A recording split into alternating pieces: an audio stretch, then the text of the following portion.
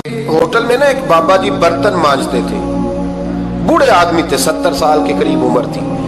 उनका एक बेटा था, एक बहू थी, एक पोता था, लेकिन वो बेचारे बेटा बीमार रहता था तो लिहाजा वो खुद मजदूरी करते। कहते एक दिन वो बाबा जी मेरे पास आए, कहने लगे मेम साहबा 2-4 दिन की छुट्टी चाहिए। तो मैंने कहा खैरियत है? कहने लगे मैडम मेरा बेटा फौत हो गया। बेटा, आपको पता है बाप का जनाजा पढ़ना आसान है, बेटे का जनाजा उठाना बड़ा मुश्किल काम।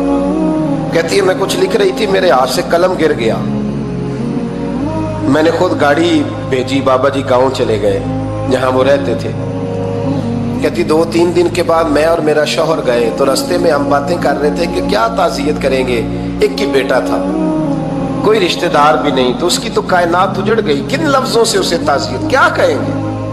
कहते जब हम गए तो वो टूटी हुई चटाई पे बैठा था, कुछ लोग करीब थे, हमने जाके कहा बाबा आप मुसलमान हैं, हम आपको क्या नसीहत करें, एक ही बेटा था, कि किस तरह करके हम आपको तसल्ली दें। तो कहते उसने आंखें खोली, बूढ़ी आंखों में ईमान की रोशनी,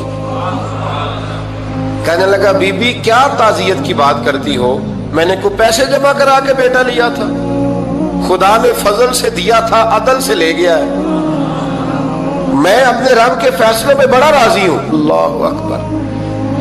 वो खातून कहती है कि वो बाबा जी से मैंने कहा कि चलो आप 1 महीने की छुट्टी कर ले, तो कहने लगा नहीं मैडम मैं मुसलमान हूँ, मुफ्त की रोटी नहीं खाता, मजदूरी करके खाता हूँ, मैं इंशाल्लाह 2-3 दिन के बाद काम पे आ जाऊंगा। कहते वो चंद दिनों के बाद आ गया, अल्लाह की कुदरत के अभी 2-3 माह गुजरे थे, फिर आया, मैडम छुट्टी चाहिए कुछ दिनों की। मैंने कहा खैरियत है? कहने लगे वो मेरी बहू भी हार्ट अटैक से फौत हो गई। कहते अब मैं भी तड़प गई हूं और ईसाई हो कि मेरी आंखों में आंसू आ गए। मैंने कहा घर का दरवाजा बंद हो गया, अब ये बेचारा क्या करेगा। वो अपने शौहर के गम में हार्ट अटैक से फौत हो गई। कहते हम फिर 2-3 दिन के बाद ताज़ियत के लिए गए, फिर टूटी हुई चटाई, बूढ़ा ना अपनी उंगलियों से जमीन पर कुछ बना रहा है। कहते करीब गई और मैंने जाके कहा बाबा अब तो तसल्ली आपने खुद ही करनी है, जो निजाम था वो तो हो गया। तो कहते हैं फिर उसने आंखें खोली, आसमान की तरफ देखा तो कहने लगा बेटी कोई परेशानी नहीं, मेरा बेटा बगैर शादी के भी तो फौत हो ही सकता था ना, बस मेरे मालिक ने जब चाहा जैसे चाह हुआ, मैं इंशाल्लाह 2-4 दिन के बाद काम पे आऊंगा। ये मेरा 3-4-5 साल का पोता है, अभी स्कूल दाखिल हुआ है, मैं साथ ले आऊंगा, वहां मेरे साथ ऊपर क्वार्टर में जहां मैं रहता हूं ये भी रहेगा।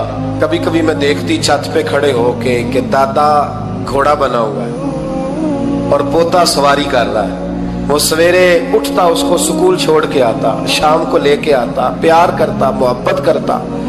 तीसरी मंजिल पर हमने क्वार्टर दिया हुआ था, वहां दादा पोता रहते। अल्लाह तू बड़ा बेनियाज है।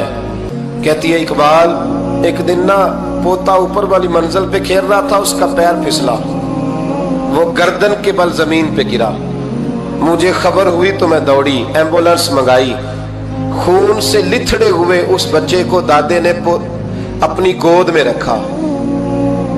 और जब हम अस्पताल की तरफ गए तो हॉस्पिटल बाद में आया, जनाबे इजराइल पहले आ गए और कहते वो गोद में दम तोड़ गया।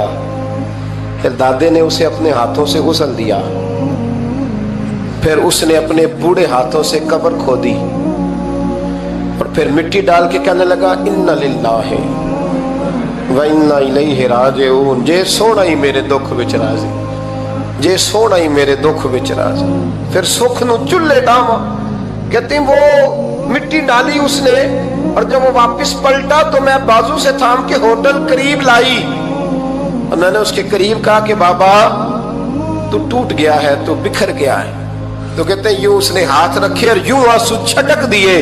कहने लगा मैडम क्यों क्यों, मेरे अंदर कोई अकीदा नहीं, मैं कोई लवारस हूं, मेरा कोई रब नहीं, मैं क्यों परेशान रहूंगा, मैं तो पका हुआ फालू, थोड़े दिन गुजरेंगे कब्र में जाऊंगा और जब जन्नत में जाऊंगा तो अल्लाह मेरी बेटे से भी मुलाकात कराएगा, मेरे पोते से भी मुलाकात कराएगा, मेरा रब सारी मुलाकातें करा देगा, मैं अपने अल्लाह की रजा में बड़ा राजी हूं। वो खातून कहती है मेरा और मेरे शौहर का कलेजा फटने लगा। मैंने कहा बाबा ये जज्बा कहां से मिलता है, ये सुकून कहां से आता है। یہ کیفیت کیسے ملتی ہے؟ مجھے کہنے لگا تو نے لینی ہے؟ میں نے کہا، تو کہنے لگا تو بھی گنبد خضرا والے نبی کا کلمہ پڑھ جا، اللہ تجھے سکون عطا کرے۔